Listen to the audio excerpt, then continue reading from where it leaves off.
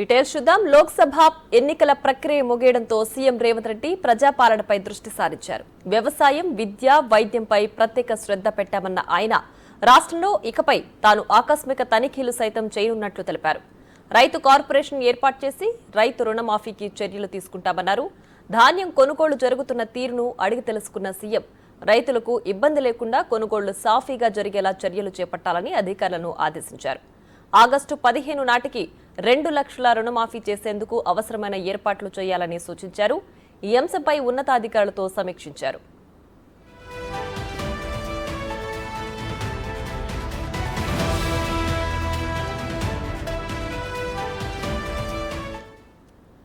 Administration అంశాలపై రివ్యూలు చేయనున్న రేవంత్ ఇవాళ మధ్యాహ్నం సచివాలయంలో మంత్రులు, అధికారులతో సమావేశం నిర్వహించనున్నారు.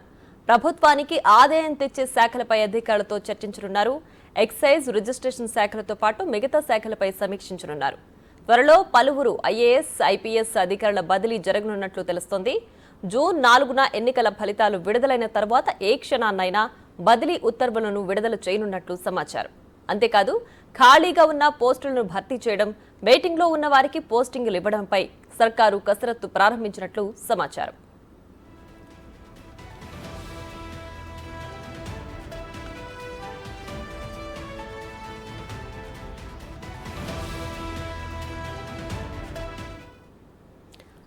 ఇదే అంశానికి సంబంధించి మరింత సమాచారం మా deputy bureau chief Sadiq live లో అందించడానికి సిద్ధంగా ఉన్నారు. సాదిక్, చెప్పండి. సీఎం రేవంత్ రెడ్డి పాలనపై ప్రత్యేక దృష్టి సారించినట్లుగా తెలుస్తోంది. ప్రధానంగా రైతు రుణమాఫీ ఆగస్టు 15 నాటికల్లా చేయాలని మెయిన్ ప్రణాళికగా పెట్టుకున్నట్లుగా తెలుస్తోంది. కంప్లీట్ డీటెయిల్స్ ఏంటి? ప్రధానంగా ముఖ్యమంత్రి రేవంత్ రెడ్డి మొన్నటి వరకు పార్లమెంటు ఎన్నికల్లో బిజీగా ఉన్నటువంటి ముఖ్యమంత్రి ఇక ప్రజా పరిపాలన పైన పూర్తి స్థాయిలో ఫోకస్ పెట్టడం జరిగింది. రివ్యూలు చేస్తూ కూడా పాలనను గట్టెక్కించేందుకు, పాలనను మరింత స్పీడ్ పెంచే విధంగా ప్రణాళికలు రచిస్తున్నారు. ప్రధానంగా రైతు సమస్యలను పూర్తి స్థాయిలో పరిష్కరించే రకంగా ముఖ్యమంత్రి రేవంత్ రెడ్డి అయితే ప్రత్యేక దృష్టి సారించినట్టుగా మనకు అర్థమవుతుంది. ప్రధానంగా ఇప్పటికే అకాల వర్షాల వల్ల ధాన్యం తడిసి సంబంధించిన ఉంది, ఇంకా కల్లాల దగ్గర ఉంది. దాన్ని అతి త్వరగా పూర్తి స్థాయిలో కూడా ఐకేపీ సెంటర్ ద్వారా కొనుగోలు చేసే విధంగా ప్లాన్ చేసుకోవాలని ఇప్పటికే అధికారులకు ఆదేశాలు జారీ చేశారు.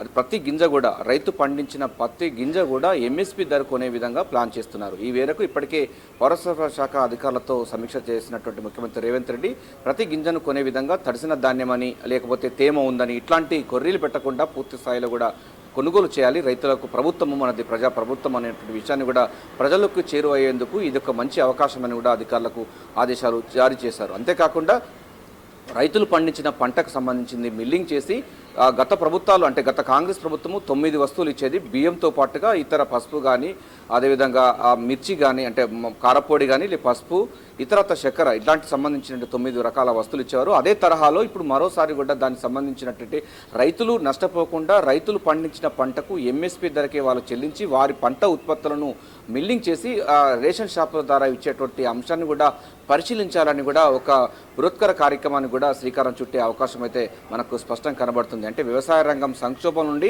సంక్షేమానికి తీసుకొచ్చే లక్ష్యంగా ప్రణాళికలు సిద్ధం చేస్తున్నారు. ప్రధానంగా తడిసిన ధాన్యం ఎంఎస్పీ ధరలు కొనాలన్నది ఒకటి. రెండవది వ్యవసాయ రంగంలో అతి ముఖ్యమైన చూసినట్టయితే ఖరీఫ్ సీజన్ ప్రారంభం అవుతున్న నేపథ్యంలో రైతులకు కావాల్సినటువంటి ఎరువులు, పురుగు మందులు, విత్తనాలు, ఇవి ప్రధానమైన అంశాలున్నాయి.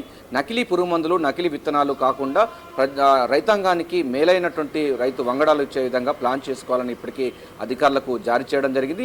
నకిలీ విత్తనాలు ఎవరైతే సరఫరా చేస్తారో వారిపైన పీడీ యాక్ట్ లాంటి ప్రయోగించినా వారిని ఉక్కుపాదంతో అణిచివేయాలని కూడా ముఖ్యమంత్రి రేవంత్ రెడ్డి అయితే ఇప్పటికే ఆదేశాలు జారీ చేసిన ధర్మిలో వ్యవసాయ రంగాన్ని అంటే అటు రైతులు పండించిన పంటకు గిట్టుబాటు ధరతో పాటుగా ఖరీఫ్ సంబంధించినటువంటి యాక్షన్ ప్లాన్ చేసే విధంగా కూడా ప్లాన్ చేస్తున్నారు. ఇక దీనికి సంబంధించిన పూర్తి వివరాలు చూసినట్టయితే మనకు ఈ నెల 18వ తారీఖు రోజు కేబినెట్ సమావేశం కూడా ఏర్పాటు చేశారు. కేబినెట్ సమావేశంలో పలు కీలక అంశాలు కూడా ఉండబోతుంది. 2014 రాష్ట్రం ఏర్పడిన తర్వాత 10 సంవత్సరాలు పూర్తవుతున్న నేపథ్యంలో విభజన సంబంధించినటువంటి చాలా సమస్యలు ఉన్నాయి. సో పరిష్కారం సమస్యలపైన దృష్టి పెట్టాలని కూడా ఇప్పటికే అధికారులకు ఆదేశాలు జారీ చేశారు. దానికి సంబంధించిన అంటే షెడ్యూల్ 9, షెడ్యూల్ 10లో ఉన్నటువంటి కార్పొరేషన్స్ కానీ సంస్థలకు సంబంధించిన విభజన జరగలేదు. ఏపీతో ఇంకా కూడా చాలా వరకు కూడా సమస్యలు ఉన్న నేపథ్యంలో వాటి పూర్తి స్థాయిలో కూడా చేయాలని కూడా ముఖ్యమంత్రి రేవంత్ రెడ్డి భావిస్తున్నారు. అంతేకాకుండా జూన్ 2వ తారీఖు రోజు రాష్ట్ర అవతరణ దినోత్సవాలను ఘనంగా నిర్వహించాలి. దానికి తెలంగాణ ఇచ్చిన తల్లి సోనియా గాంధీని ప్రత్యేక ఆహ్వానితులుగా పలకాలను కూడా ప్లాన్ చేస్తుంది. దీంతో పాటుగా వైద్యం సంబంధించిన విషయాలు, విద్యా సంవత్సరం ప్రారంభమవుతున్న నేపథ్యంలో దానికి సంబంధించిన అంశాలపైన కూడా పాలనపైన కూడా దృష్టి సారించారు. ఇంకా దీంతో పాటుగా మనకు చూసినట్లయితే ప్రధానమైన అంశాలకు చూసినట్లయితే ఆర్థిక వనరులు సమకూర్చుకునే విధంగా ఎట్లా చేయాలని దానిపైన కూడా ఇప్పటికే శాఖల వారీగా సమీక్షలు అయితే నిర్వహిస్తున్నారు.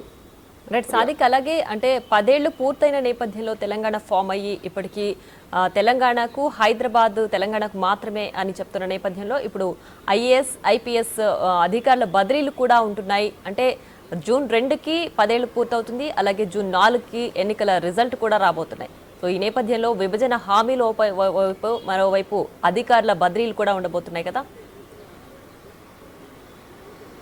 ఎస్ ప్రియ, దీంట్లో ప్రధానంగా 2 అంశాలు ఉండొచ్చు. ఎందుకంటే మనకు రాష్ట్రం ఏర్పడి 10 సంవత్సరాలు పూర్తవుతుంది. హైదరాబాద్ అన్నది ఉమ్మడి రాజధానిగా ఉన్నది. సో జూన్ 2వ తారీఖుతో దాని యొక్క కాల పరిమితి పూర్తవుతుంది.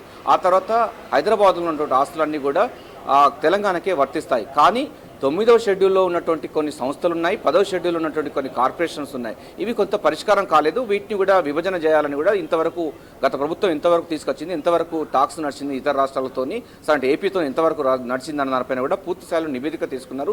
అతి త్వరగా ఈ యొక్క 9-10 షెడ్యూల్లో ఉన్నటువంటి సంస్థలు కానీ కార్పొరేషన్లు కూడా విభజన చేయాలన్నది ప్రధానమైన అంశం.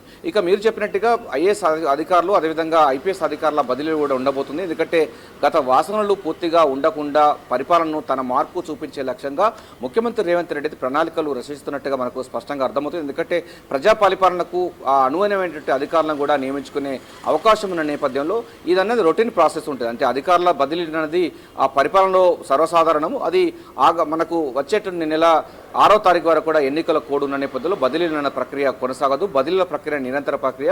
సో జూన్ 4 తర్వాత కూడా బదిలీ ఉండే అవకాశం ఉంది. సో పూర్తి స్థాయిలో పరిపాలనను పటిష్టంగా తన మార్కు చూపించే విధంగా పరిపాలనను పరుగులు పెట్టించే లక్ష్యంగా ముఖ్యమంత్రి రేవంత్ రెడ్డి ప్రణాళికలు రచిస్తున్నారు. అందులో ప్రధానంగా వ్యవసాయము, విద్య, వైద్యము ఈ 4 అంశాలను ప్రధానంగా తీసుకురావడం జరిగింది. గత ప్రభుత్వాలు 5 సంవత్సరాల అంటే 10 సంవత్సరాల యొక్క పరిపాలన కేసీఆర్ ప్రభుత్వము 100 సంవత్సరాల విధ్వంసం చేసింది కనుక ఆర్థికమైనటువంటి లోటు ఉంది. ఆర్థికంగా చాలా చితికిల పడిపోయింది. 6 లక్షల కోట్ల రూపాయల వరకు కూడా నష్టము అంటే అప్పుల పాలు చేశారు. దీన్ని గాడిలో పెట్టాలి, ఉద్యోగులందరికీ 1వ తారీఖు రోజే వాళ్ళకు జీతాలు చెల్లించే విధంగా ప్లాన్ చేస్తున్న ధర్మిలా ఆదాయ వనరులు ఎట్లా తీసుకురావాలి, ఎక్సైజ్ నుంచి ఎట్లా తీసుకురావాలి, స్టాంప్స్ అండ్ రిజిస్ట్రేషన్ నుంచి ఎట్లా తీసుకురావాలి అని ఈ సకం అంటే పూర్తి స్థాయిలో అంటే ఆదాయ మార్గాలను అన్వేషణలో భాగంగా కూడా ఈ యొక్క రివ్యూలు ఉండబోతుంది. ఏదైనప్పటికీ ముఖ్యమంత్రి రేవంత్ రెడ్డి తన మార్కు రాజకీయంగా తన మార్కులు చూపించిన ముఖ్యమంత్రి రేవంత్ రెడ్డి ఇక పరిపాలన పైన కూడా తన మార్కు చూపించే లక్ష్యంగా అయితే రివ్యూల మీద రివ్యూలు చేసి తన మార్కులు చూపించే ప్రయత్నం చేయబోతున్నారు.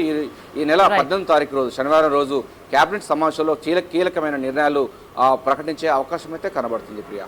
Right Sadiq, thanks for the updates.